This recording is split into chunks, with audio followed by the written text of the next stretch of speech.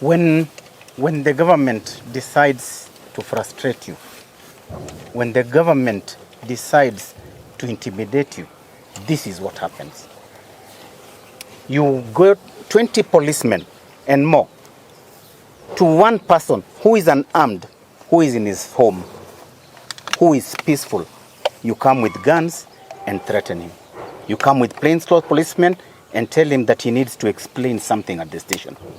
Something which, if you are reasonable and you are independent, you can be able to have him explain from his own home. You don't have to take him to a police station. You don't have to take him to a cell. But because intimidation must be the key, then what do? You bundle him into a motor vehicle and go and lock him up in a cell. And when you want to release him, you blackmail him. You tell him you must obey what we want to tell you to do so that we can release you. How then do we trust such a government? How then do we trust such a police force? Remember, when the president signed his first documents when he was sworn in, one of the things was the independence of the police. But these policemen are acting under the thumb of a political force.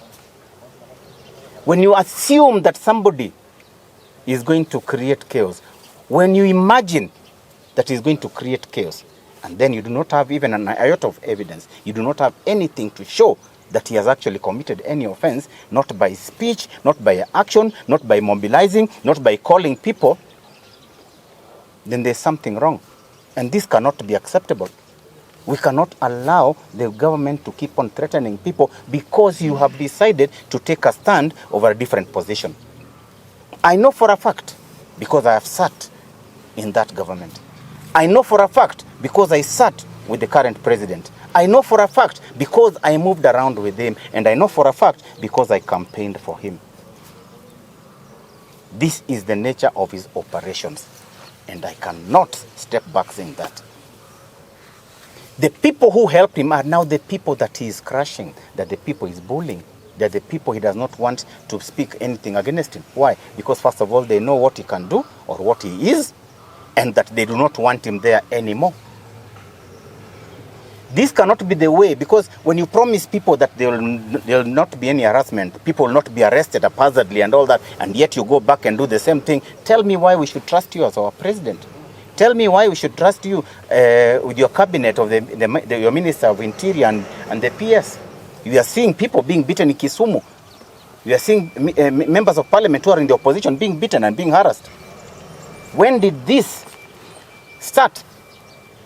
It is because we have kept quiet.